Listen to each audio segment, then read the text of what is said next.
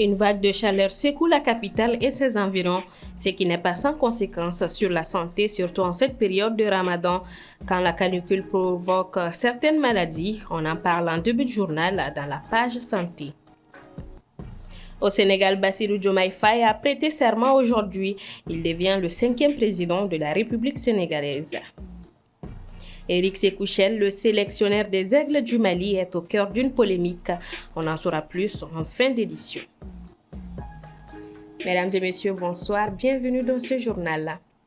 Le syndicat des banques, assurances, établissements financiers, microfinance et commerce du Mali a annoncé avoir déposé un préavis de grève de 72 heures sur la table du gouvernement malien.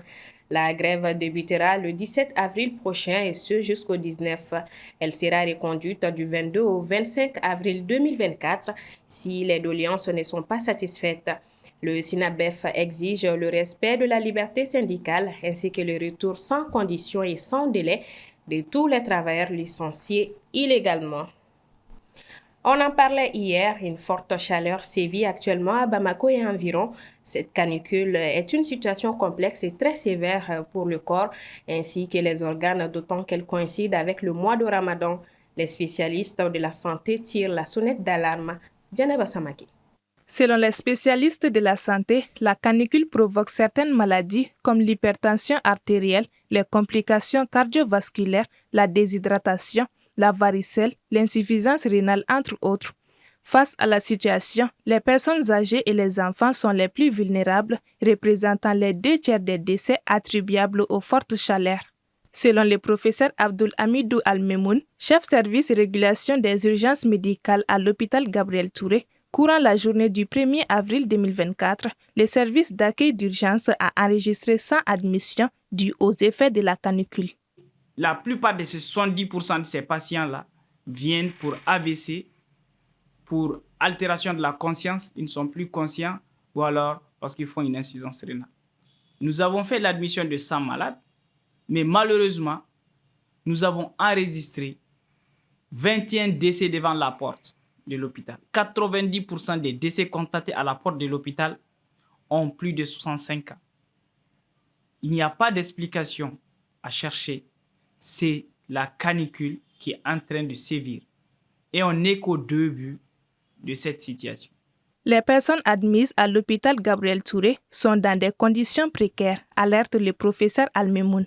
L'hôpital Gabriel Touré, où je suis, a un service des urgences qui est conçu pour recevoir 25 malades en même temps, en extension maximale. Toutes les places sont occupées. Actuellement, on a admis hier 100 malades. Donc, on a dépassé la capacité d'accueil de 4 fois. Actuellement, la grosse difficulté de la prise en charge de la déshydratation liée à la canicule, c'est un problème de santé publique. Trop de morts liés à la canicule déjà, le personnel est débordé, les soins se font à minima et tout ça survient chez des personnes âgées. Pour les gestes de prévention, le professeur Al-Memoun recommande de bien s'hydrater en buvant régulièrement mais pas excessivement, de porter une attention toute particulière aux enfants et aux personnes âgées, de se rafraîchir en mouillant la peau à l'aide d'un brumisateur ou de douches tempérées, d'adapter ses activités en évitant de sortir aux heures les plus chaudes et enfin de maintenir son logement aussi frais que possible en fermant les volets des façades exposées au soleil et en gardant toutes les fenêtres fermées pendant la journée.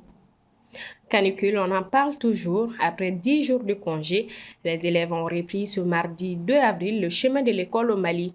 Malheureusement, cette reprise s'effectue sous l'effet d'un dôme de chaleur sous lequel il est difficile de tenir dans une salle de classe pendant 4 heures d'affilée. Soumaïla Fani. Selon les prévisions météorologiques, la température indiquée pour Bamako et ses environs en ce début du mois d'avril s'élève entre 40 et 46 degrés Celsius. Cette chaleur intense intervient à un moment où les élèves reprennent le chemin de l'école après quelques jours de congé. Effectivement, la température assez élevée que l'on observe maintenant depuis quelques jours à Bamako n'est pas du tout favorable aux apprentissages scolaires. Même dans des conditions normales, on ne peut pas rester concentré pendant 1 heure. Il y a des périodes de débranchement, à plus forte raison avec cette hausse des températures-là. Donc vraiment, c'est une condition infrahumaine dans laquelle personne ne peut résister. C'est une situation intenable. Donc, c'est pourquoi j'ai dit qu'il faudrait que les autorités, je ne sais pas comment elles s'y prendront, mais qu'elles pensent quand même à réaménager le programme, à défaut de pouvoir trouver des moyens urgents pour pouvoir faire face à cette situation, quoi. Malgré des réaménagements des horaires de cours établis début mars dans plusieurs établissements scolaires, cette forte chaleur risque d'entraîner des difficultés sur l'apprentissage des élèves. C'est très très difficile parce que dans certaines conditions, on ne peut pas apprendre les leçons et apte à faire certains exercices et consorts. Déjà dans la chaleur, on n'est pas à l'aise pour étudier. Parce qu'on se dit, si on laisse jamais nos leçons, on n'aura pas de bonnes moyennes et on ne pourra pas passer dans les classes supérieures. Du coup, seul le courage, la motivation d'avoir des bonnes notes nous motive à apprendre. Aussi, cette période de canicule est insoutenable, surtout au niveau de la crèche et de la maternelle, où le besoin d'eau pour les tout-petits se manifeste à tout moment. Obligatoirement, il y a des répercussions parce que tout d'abord, il y a la chaleur, donc, ce qui nous amène aussi à la fatigue mentale et la fatigue aussi physique du corps. Donc, déjà, il faut voir l'heure. 30 minutes déjà, vous pouvez demander aux enfants de sortir d'abord, prendre un peu d'air. Déjà 2 minutes, 3 minutes, ça suffit. Et quand ils sortent comme ça, vous leur demandez aussi de boire d'eau. Donc quand ils vont boire de l'eau, ça va leur permettre aussi. Ça permettra encore de se réhydrater. Donc ce qui peut leur amener aussi encore la raison. Sinon, au cas contraire, désolé pour vous. Surtout avec les tout petits, c'est très difficile. Confronté déjà au problème de délestage électrique qui impacte négativement le niveau des enfants, cette forte chaleur qui s'y ajoute n'est pas sans conséquences, surtout à seulement 2 mois des examens de fin d'année. Le monde littéraire en deuil. L'écrivaine Maryse Condé a rendu son dernier souffle hier soir à l'âge de 90 ans. Écrivaine, mais aussi professeure et journaliste, la Guadeloupéenne a fait de sa vie une épopée mouvementée, rythmée par ses nombreux voyages en Afrique de l'Ouest et aux États-Unis. Romancière à succès, Maryse Condé a écrit pas moins de 70 livres, de la pièce de théâtre aux essais, en passant par les œuvres pour enfants. Dans son œuvre, elle aborde inlassablement l'esclavage, le colonialisme, l'identité et la maternité. Maryse Condé est surtout connue pour Ségou, un roman historique en 2 tomes qui, à travers le destin de 3 frères, retrace la chute du royaume Bambara de Ségou et dont l'apparition intervient dans le contexte de L'Effet Racine, le célèbre roman d'Alex Haley, adapté pour la télévision quelques années plus tôt. Que son âme repose en paix. Je vous l'annonçais en titre, le plus jeune président du Sénégal, Bassirou Diomaye Faye, a prêté serment aujourd'hui devant ses pairs du continent, suivant le commentaire d'Aminata Keïta. Après une ascension éclair faisant face à des défis aussi considérables, Bassirou Diomaye Faye devient à 44 ans le 5e président du Sénégal. Il a prêté serment à Diamniadio, ville nouvelle près de Dakar, devant plusieurs chefs d'État, dont le Nigérian Bola Ahmed Tinubu, président en exercice de la CEDEAO, le Mauritanien Mohamed Ould Cheikh El Ghazouani, président en exercice de l'Union africaine, les présidents de la Gambie, de la Guinée, Guinée-Bissau, Ghana, Sierra Leone ou encore le président du Cap-Vert. La délégation malienne était composée du président du Conseil national de transition, le colonel Malick Diaw, et le ministre des Affaires étrangères, Abdoulaye Diop. En prêtant serment, le nouveau président du Sénégal, Bassirou Diomaye Faye, a promis un changement systémique à la tête du Sénégal et plus de souveraineté. Devant Dieu et devant la nation sénégalaise, je jure de remplir fidèlement la charge de président de la République du Sénégal, d'observer comme de faire observer scrupuleusement les dispositions de la Constitution et des lois, de consacrer toutes mes forces à défendre les institutions constitutionnelles, l'intégrité du territoire, l'indépendance nationale et de ne ménager enfin aucun effort pour la réalisation de l'unité africaine. M. Faye s'est dit conscient que sa victoire à la présidentielle du 24 mars exprime un profond désir de changement systémique. Ainsi, dans sa première prise de parole en tant que président, il a déclaré que sous son magistère, le Sénégal sera un pays d'espérance et de paix. À travers mon élection, le peuple sénégalais s'est engagé dans la voie de la construction d'un Sénégal juste, d'un Sénégal prospère, dans une Afrique en progrès. Sur le plan africain, j'entends clairement la voix des élites décomplexées qui disent haut et fort notre aspiration commune à plus de souveraineté, au développement et au bien-être. Après la cérémonie de prestation de serment, c'est une foule immense et joyeuse qui a accompagné le nouveau président auprès de son prédécesseur au palais présidentiel pour la passation de pouvoir. M. Faye, accueilli par le président sortant Macky Sall, a salué tout le personnel. Le président Macky Sall lui a passé le flambeau, les clés du palais et a été raccompagné par celui-ci hors du palais présidentiel. Un moment de forte émotion pour les Sénégalais qui ont accompagné le désormais ex-président du pays avec des acclamations. Il prend désormais les fonctions d'envoyé spécial du Pacte de Paris pour le peuple et la planète, créé pour combattre la pauvreté, préserver la planète et soutenir les pays vulnérables. Cette alternance par les urnes, la troisième dans l'histoire du Sénégal, marque la fin des bras de fer de 3 ans entre M. Sall et le duo gagnant de la présidentielle du 24 mars, Bassirou Diomaye Faye et Ousmane Sonko. Le président sénégalais Bassirou Diomaye Faye incarne une nouvelle génération de jeunes politiciens. Il est particulièrement attendu sur le front de l'emploi dans un pays où 75% de la population a moins de 35 ans et où le taux de chômage est officiellement de 20%. M. Faye a annoncé nommer un gouvernement composé de Sénégalaises et de Sénégalais de l'intérieur et de la diaspora. Il veut également œuvrer au retour dans la CEDEAO du Burkina Faso, du Mali et du Niger.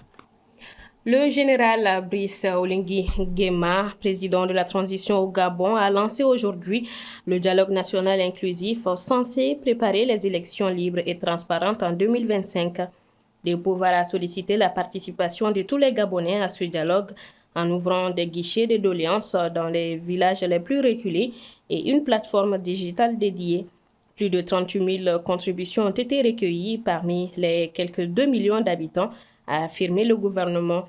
Pour le président de transition gabonais, ce dialogue rassemblant toutes les forces vives de la nation permettrait de conduire le pays vers une démocratie et un véritable état de droit dans la justice sociale. Ces assises se tiendront jusqu'au 30 avril. Retour au Mali, la récente sortie médiatique du sélectionneur Éric Sékou-Chel n'est pas passée inaperçue. Il s'est exprimé sur plusieurs sujets, notamment le pénalty raté en quart de finale de la CAN. Assetoumani Koulibaly. C'est la nouvelle polémique entourant la sélection nationale. Et comme souvent ces dernières semaines, le sélectionneur Éric Sékou-Chel, ou du moins sa communication, se retrouve au cœur. Après sa liste des joueurs pour les récents matchs amicaux des Aigles et la non-sélection d'Yves Bissouma, une polémique avait éclaté. Au micro de Maliba FM hier lundi, Chel a reconnu un problème de communication. Toutefois, il s'est exprimé sur le pénalty raté d'Adamanos Traoré lors du quart de finale face à la Côte d'Ivoire. Il s'est dit surpris que ce soit le joueur du Hull City qui prenne le ballon pour tirer, alors que selon lui, son tireur désigné était Kamori Doumbia. Interrogé sur cette sortie, des spécialistes réagissent. Quand le Mali a obtenu le pénalty, nous avons vu que Kamori a pris le ballon, il voulait tirer et Djadje est parti voir le coach. Les deux ont échangé. Franchement, on ne sait pas ce qu'ils se sont dit, mais après Djadje est venu au niveau de Kamori et Nos a récupéré le ballon pour tirer. Maintenant, si Eric dit aujourd'hui que lui n'a pas donné d'instruction, cela n'engage que lui, c'est sa vérité. Mais ce que nous, on a vu, ça, c'est autre chose. En disant ça, il a jeté Nos en pâture. Idem pour le cas Yves Bissouma, parce que lors de la conférence de presse à Bamako, il avait dit qu'il avait des milliers qui répondaient mieux dans son losange que Yves Bissouma. Ça, c'est à la limite, c'est une insulte pour Yves Bissouma. Mais maintenant, lui-même, il a reconnu qu'il s'est mal exprimé. Maintenant, c'est que dans la communication, moi, à mon avis, et quand tu dis la vérité sur des choses, je pense qu'il est important également que les gens sachent réellement ce qui est vraiment la bonne version des choses. Maintenant, ceci étant, c'est que quelque part, c'est vrai, le coach, il doit être également protecteur, surtout de son effectif, de son groupe. Maintenant, quand il dit qu'il a raté sa sortie sur Ibissouma et qu'après on apprend qu'il essaye, après ce penalty raté de Nos, quand tu prends un peu, quand tu vois un peu, c'est quand il dit qu'il est spectateur comme nous également. Maintenant, dans sa communication, je pense que sur ces deux sorties, quand même, à mon avis, il pouvait faire mieux. C'est de l'indiscipline au sein de l'équipe nationale. Pourquoi? Parce que quand une règle est établie, il faut la respecter. Et quand elle n'est pas respectée, le joueur il est foutu parce qu'il est indiscipliné et le coach il n'est pas responsable parce qu'il n'a pas permis l'exécution de ce qu'il a décidé. Donc maintenant, au-delà de ça, je pense que si finalement c'est Nos qui exécute et c'est pas rentré, peut-être que c'est parce que le penalty n'a pas reçu qu'il y a eu toutes ces explications également. Maintenant, je pense que c'est vrai, c'est une sortie quand même, mais à mon avis, en tant que coach, il aurait dû quand même un peu camoufler. Mais s'il dit la vérité, maintenant c'est sa part dans l'explication qu'il a donnée. Sur les réseaux sociaux et de l'avis de certains experts, le sélectionneur ne communique pas de la meilleure des manières.